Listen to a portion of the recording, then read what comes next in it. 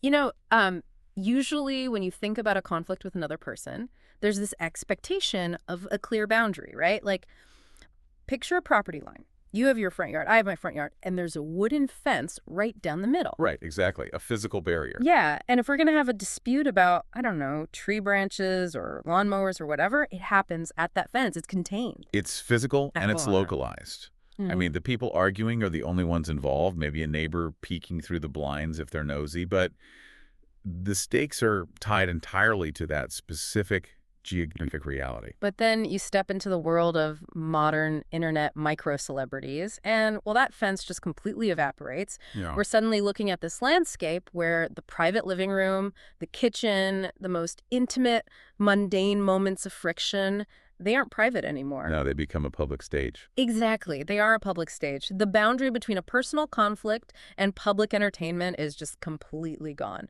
Okay, let's unpack this. That is honestly the perfect entry point. Because what we're really talking about today is the absolute collapse of digital and physical boundaries. Hmm. The home isn't a private sanctuary anymore. I mean, for a certain class of creator, it's a broadcast studio. Every single interaction is potential material. I am so excited to get into this with you today. We are going down an absolute internet rabbit hole. And for you listening, think of this as me sharing a wild, sprawling, genuinely bizarre internet mystery that I just fell down. And I really need you to go on this journey with me to fully understand it. It is quite the journey. It really is. So, our mission today is to explore the intersection of influencer culture, the financialization of private life, and what happens when an online audience shifts from being, supportive parasocial fans into relentless amateur detectives. Right. We're looking at a phenomenon that sociologists are actually now calling platformed victimhood, along with the sort of dark arts of reputational management. Yeah. And to do this, we're pulling from a really fascinating stack of internet ephemera. Oh, I've got a great stack of sources today. We do. We have an academic paper titled The Digitalization of Domestic Precarity, which gives us a great theoretical framework. But we're laying that on top of a YouTube video transcript that analyzes a viral TikTok feud, actual e-commerce reviews from an Etsy shop, and some very intense, highly critical Reddit snark threads. It's quite the mix of sources. So, we're going to track two intersecting narratives surrounding an influencer moniker known online as EK. And we'll start with what looks like a ridiculously low stakes New York City roommate dispute, but I promise you, this spiraled out of control so fast. Oh, it really does. It turns into this dark exploration of online censorship, the monetization of tragedy, and just the total dissolution of a private life. But to understand the massive sociological shift here, we have to start at the micro level. We really need to look at the inciting incident because you have to ask, how does a standard, objectively annoying roommate disagreement mutate into a viral sensation? Right, let's set the scene. The year is 2026. July, we're introduced to EK, who goes by the handle at Cozy Grocery on TikTok. And she presents herself as this independent artist living in New York City. And she has a subletter named Marlin, whose handle is at Marlin like the fish. And this initial arrangement, I mean, it is incredibly common for an expensive urban housing market like New York. Marlin moves into EK's apartment on a one-month sublease. Anyone who has lived in a major city knows this exact setup. Oh, absolutely. Yeah, it's supposed to be a brief, purely transactional arrangement. It's meant to be a blip on the radar. You share a fridge for 4 weeks, you avoid each other in the hallway, and then you move on with your lives. But that's not what happens here. The living situation fractures. And instead of handling it like adults having a private disagreement, EK basically weaponizes her TikTok account. She really does. She starts filming this massive multi-part video series entirely dedicated to complaining about Marlin. And the internet mythologized this as a 30-part consecutive campaign of character assassination. Though when you actually dig into the sources, it was closer to a 20-part series. And that discrepancy, the difference between 20 and 30, is actually quite telling. The academic source we're looking at points out that this exaggeration illustrates the rapid myth-making that happens in algorithmically driven networks. Oh, interesting. Right? The audience inflates the drama to make the lore more compelling. But regardless of the exact number, you have this highly focused, emotionally charged serialization of a domestic dispute. And there's a crucial visual element here, too. EK filmed these videos almost exclusively from her apartment's exterior fire escape, Yes. which earned her the internet nickname Fire Escape Girl. The fire escape is such a specific aesthetic choice, too. It's gritty, it's classic New York, it screams struggling artist. But let's get into the opposing realities being presented to the public, because this is where the friction really starts. In Ike's narrative, the one she broadcasts to her followers, Marlon is framed as an evasive, uncooperative nightmare. That's the baseline she sets, yeah. According to Ike, Marlon refused to clarify her long-term moving plans. Then, Ike claims she found a replacement roommate, but the landlord suddenly hit them with a massive rent hike. The new person backs out, and Ike is back on her fire escape, broadcasting a state of total financial panic. She's facing the prospect of paying the entire New York City rent alone. Which, to be fair, is a terrifying prospect for anyone. Terrifying. But Ike uses that terror to launch a GoFundMe campaign to cover the impending shortfall. She leans incredibly hard into this persona of a struggling, full-time artist who is just, trying to survive the crushing weight of the city. And the audience eats it up. They feel for her. They donate. But then Marlon responds. Oh, Marlon responds. Yeah, and Marlon doesn't just respond with her own emotional narrative. Marlon brings literal receipts. Her counter-narrative systematically dismantles Ike's story. It's brutal. It is. Marlon proves that this was never meant to be anything more than a short-term, one-month sublease. There was absolutely no expectation of her staying. She shows documentation that she gave a full 30-day notice, which is legally compliant, perfectly standard, and exactly what they agreed upon in the first place. Which makes Ike's whole panic look manufactured. But then Marlon goes even further and reveals a structural reality that Ike completely omitted from her fire escape broadcasts. Ike had actually found a replacement tenant within a single day of Marlon giving notice. Wow. Yeah. So Marlon's communication, or supposed lack thereof, wasn't the bottleneck at all. The entire arrangement collapsed purely because the landlord unilaterally raised the rent, causing the new tenant to withdraw. The fundamental issue is that Ike failed the income qualifications to hold the new lease independently. It had literally nothing to do with Marlon. Nothing. But Ike needed a villain for her content. And then Marlon drops the absolute hammer. She points out a historical pattern, telling the audience that Ike has moved 5 times in a single year.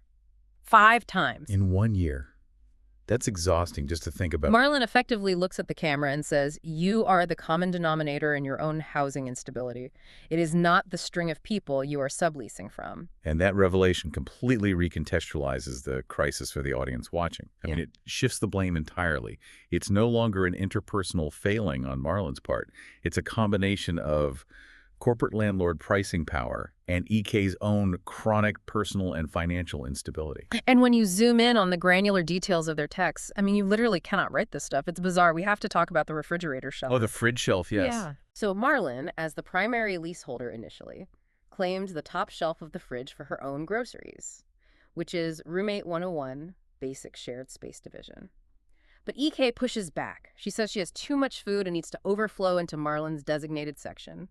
Marlon politely moves Ike's creamer back to her side, and it erupts into this massive point of contention. You're seeing the absolute minutiae of domestic life elevated to a literal crisis. What's fascinating here is how a fridge shelf is such a petty thing, but in the context of platformed victimhood, it becomes a symbol of oppression. It's so wild. And then there are the LED lights. This might be my favorite detail because it's just so absurd. Ike installs these low-voltage LED strip lights in their shared living room, and she insists on leaving them on all day, 24/7, even when she isn't in the apartment. Which is just strange behavior for a shared space. Right. Her defense is that it only costs $5 to $10 a year in electricity, and she just, quote, likes leaving them on. When Marlon simply asks her to turn them off to be mindful of the electric bill, which, again, they share, Ike frames this as Marlon's failure to compromise. It demonstrates a really specific kind of entitlement to shared space. Ike views her aesthetic preferences as non-negotiable rights and views any practical request from Marlon as a personal attack. But the communication style is the most revealing part of this whole dynamic. Ike institutes a boundary where she absolutely refuses to speak to Marlon in person. They are living in the same small New York apartment, breathing the same air, but Ike dictates that they can only communicate via text message. In the same apartment. In the exact same apartment. And then Ike sends these massive, sprawling, paragraph-long texts. There's one specific text where Ike is defending her state of mind, and she types, "My mental health is so good because I get to look at the birds and watch a hawk eat a bird." I really want to pause on that quote because the academic paper highlights it for a very specific reason. What's fascinating here is how the fire escape, and by extension the entire apartment, functioned as a curated stage. A stage? What do you mean? Well, watching a hawk eat a bird is a wildly out-of-context thing to text a roommate you're fighting with over a creamer bottle, right?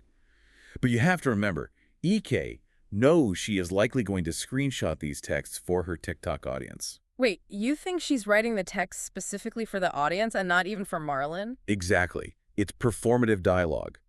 As a piece of communication to a frustrated roommate, it's total nonsense. But as a screenshot presented to millions of viewers, it serves to reinforce her cultivated identity as a sensitive, observant creative who finds beauty in the harsh urban landscape. Oh, wow. That makes so much sense. The text-only rule isn't just about avoiding confrontation. It's about generating a paper trail of content. It allows you to draft your life like a screenplay, removing the messy reality of face-to-face vocal inflection. It's like taking a minor sitcom plotline, two roommates arguing over who left the lights on, but instead of a laugh track, you invite millions of strangers to judge your roommate's character. You broadcast the most mundane friction to the globe. It just feels entirely unhinged to me. It feels unhinged if you view it through the lens of traditional social behavior, certainly. Right. But if you view it through the concept of the digitalization of domestic precarity, it makes complete economic sense. Really? Economic sense. Yes, because interpersonal friction is no longer a private issue that requires compromise. In the creator economy, friction is an asset. It's reframed as content, optimized for algorithmic reach. If a housing situation doesn't work out, you don't just pack your bags and move. You weaponize your digital footprint to wage a public campaign. It's a highly financialized spectacle. Okay, that logic actually brings us to the next massive contradiction in this story. Because if EK is struggling so much to qualify for a lease and her back is against the wall facing eviction, how is she actually making a living? That is the million-dollar question. Right. The sources point out a massive jarring discrepancy between her performative poverty on TikTok and her actual commercial engine. If you look away from the Firescape TikToks and look at the Etsy data, a completely different picture of EK's financial reality emerges. Let's look at the business. So EK runs an Etsy shop called Cozy Grocery. She sells these handmade polymer clay cats called Kit Kats. They double as worry stones. They have a little thumbprint indented in the center so you can rub them if you have anxiety. Which is very on brand. Very on brand. She also sells kitties in the city, blind boxes, and themed keychains with names like Puddles and Jeans. It's very twee, very niche. But it's not a casual hobby. I mean, the metrics on this shop are staggering for a solo creator. We're talking about over 3,090 documented sales. The shop maintains a near-perfect 4.9-star rating based on over 550 reviews. Whoa. This isn't someone selling a few crafts to their friends. This is a highly organized, robust commercial operation with a dedicated, engaged customer base. Which makes the timeline of her life choices so baffling. The YouTube analysis breaks this down perfectly. EK moved from Georgia to New York City, arguably one of the most punishingly expensive real estate markets on the planet, without a traditional W-2 job.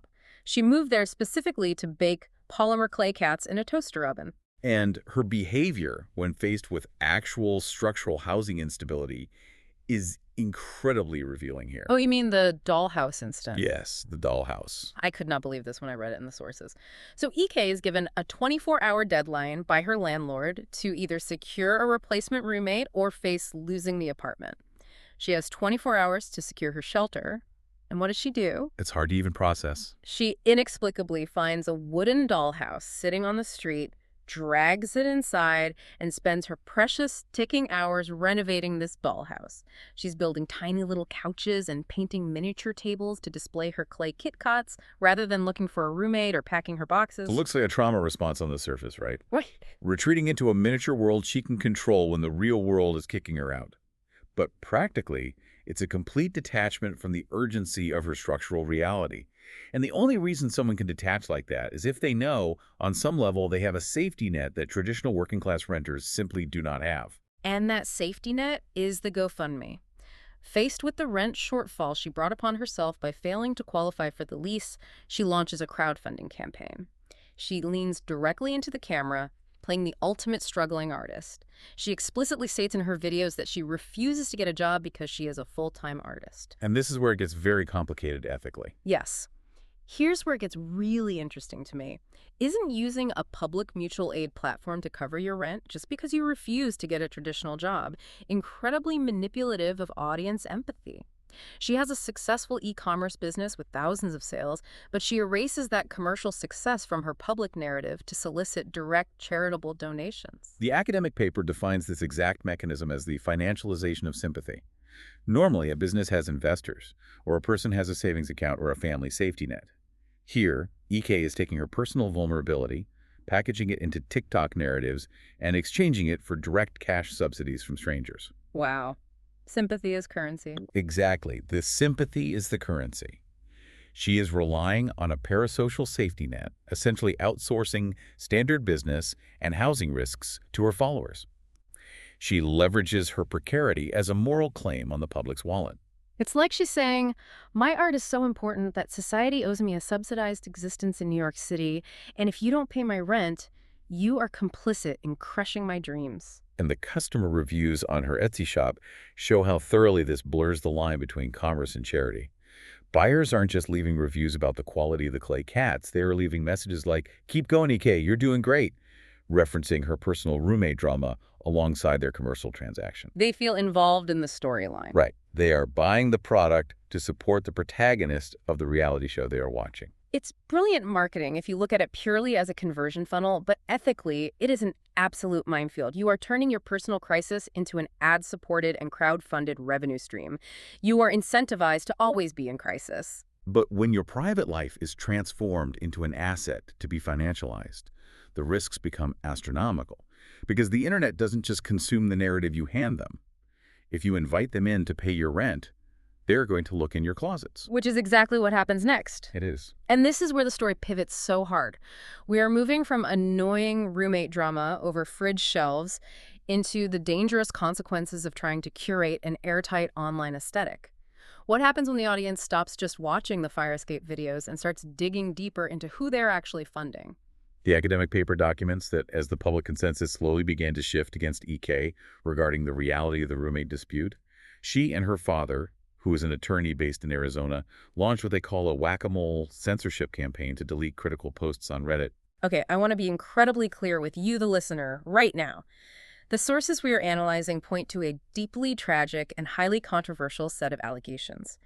We're looking strictly at a comprehensive archive compiled by a subreddit called r/influencer lounge in a thread titled EK is going after the snark sub. We are not taking sides, and we are not here to validate or endorse these claims. Absolutely. Our focus is purely on understanding the mechanics of reputational collapse and how this specific online community documented and reacted to the timeline of events. And according to the staggering allegations in the cited Reddit thread, the EK moniker is tied to a much darker controversy involving an influencer named Emily Kaiser. The users in this community have compiled claims that this identity is connected to a devastating incident involving the drowning of a child in a family pool. The details discussed and scrutinized in this Reddit community are intense. Users repeatedly reference and quote from what they claim is a public police report. According to the subreddit's analysis of this report, the husband, who they refer to in the threads as B, or Draft King, waited 9+ minutes to check outside, only looking up because of a dog's behavior. Which is just heartbreaking to even read about. It is. One user quotes the police report directly, claiming an investigating officer told the husband, "It's clear that for 10 minutes you didn't look outside," and noting that the husband lowered his head in response. The outrage in these online communities isn't just about the tragedy itself, though. It's rooted in what they perceive as the monetization of that grief. The community is heavily scrutinizing the influencer's ongoing content strategy and behavioral patterns in the wake of the incident. They're looking for discrepancies between the public persona and private actions. Right. And a major flashpoint for this collective anger was a Father's Day card. According to the subreddit, EK posted a photo of a card featuring a child's handprint with the words "Best Daddy," and it was signed with the deceased child's name. Which sparked a massive debate. A massive debate. The Reddit users debated this fiercely. One faction questioned if she was in a state of deep, understandable psychological denial, but a much louder faction outright accused her of actively exploiting the child's tragedy for views, engagement, and ultimately algorithmically driven revenue. The community also points to perceived hypocrisy regarding public advocacy versus private safety. Users cite instances where the influencer was supposedly doing damage control by promoting water safety advocacy campaigns.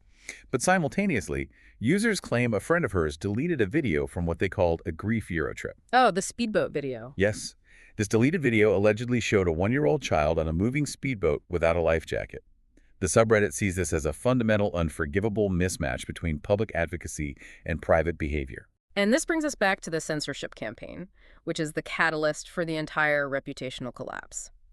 The academic paper and the Reddit thread highlight how EK used her Arizona lawyer father, who the internet derisively refers to as Daddy, and a network of what they call minions to send legal threats. They really tried to scrub everything. Everything. They attempted to forcibly scrub the internet of any and all criticism. They allegedly had a Nancy Grace podcast discussing the case deleted. They tried to ban users from Snark subreddit simply for discussing the contents of a public police report or questioning her ongoing actions. This raises an important question about the mechanics of digital memory and reputation management in the modern era.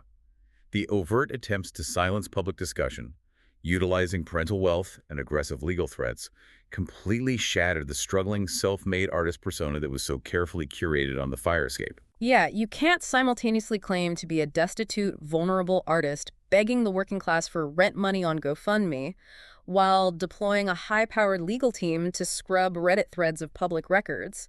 The cognitive dissonance for the audience is just too massive. Precisely. It exposes the artificiality of the performance.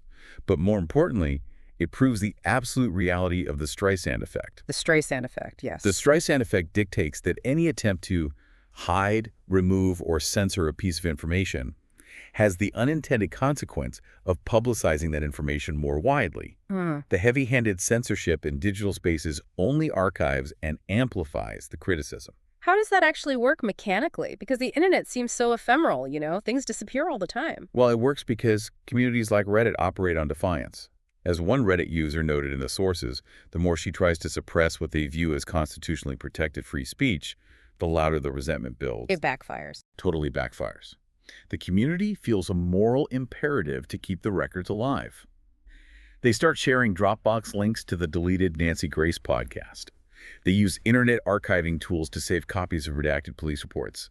The censorship attempt doesn't erase the narrative. It validates the community's belief that there is a truth being hidden, turning casual observers into dedicated archivists. So how do we make sense of this entire behavioral pattern? We started with two young women fighting over a refrigerator shelf and an LED light strip, and we ended up in a massive digital war over censorship, performative poverty, and unimaginable family tragedy.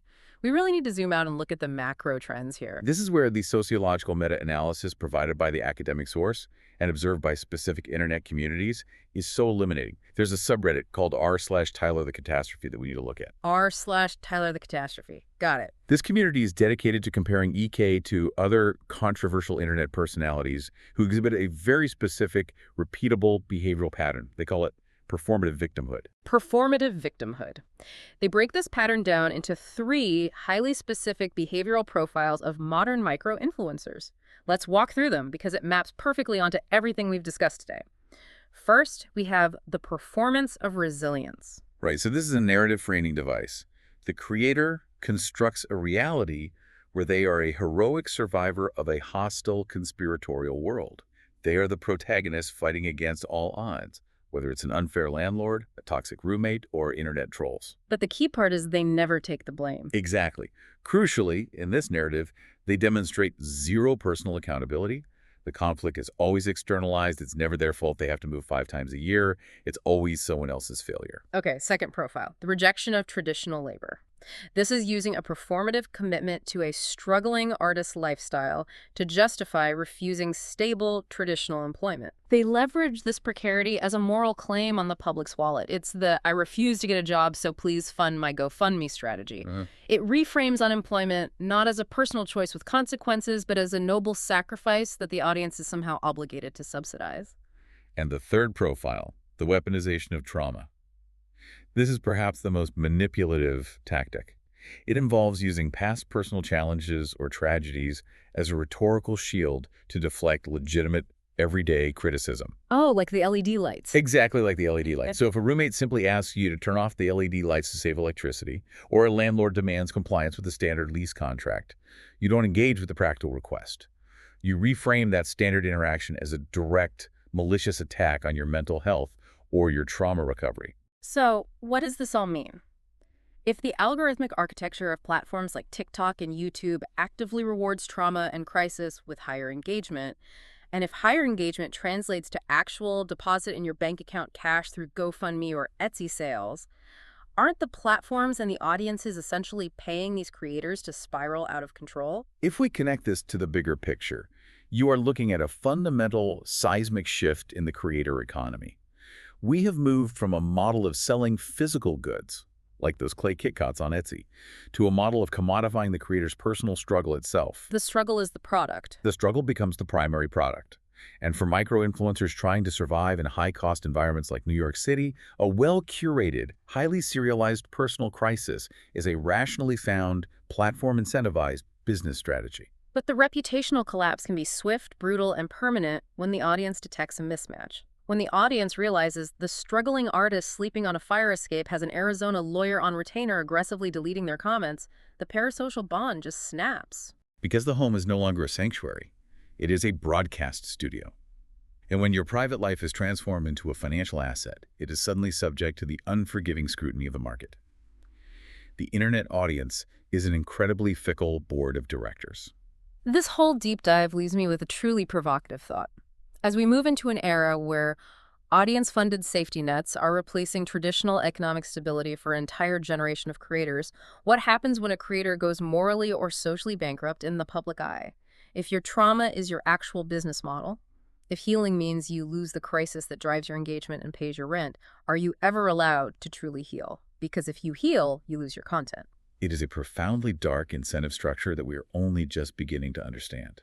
We really want to hear from you on this one. The psychology here is just too complex not to discuss. Have you ever encountered a creator online whose performative struggle simply didn't match their reality once you dug a little deeper? Or have you ever watched a minor internet feud, like a petty roommate spat spiral completely out of control into something unrecognizable? Let us know your stories and your thoughts in the comments section below. The discussion in the comments is often as illuminating, if not more so, than the deep dive itself. The collective intelligence of the audience always finds angles we missed. And please, if you enjoyed going down this rabbit hole with us, encourage us to keep digging by liking and subscribing. It ensures you never miss a deep dive, and more importantly, it tells the YouTube algorithm that people actually like this in-depth content, pushing it out to more curious minds just like yours. Thank you for joining us as we analyze the complexities of our digital world. And remember, before you invite the internet to judge the property line of your life, make sure you know exactly where your fences are and who might be looking over them. See you next time.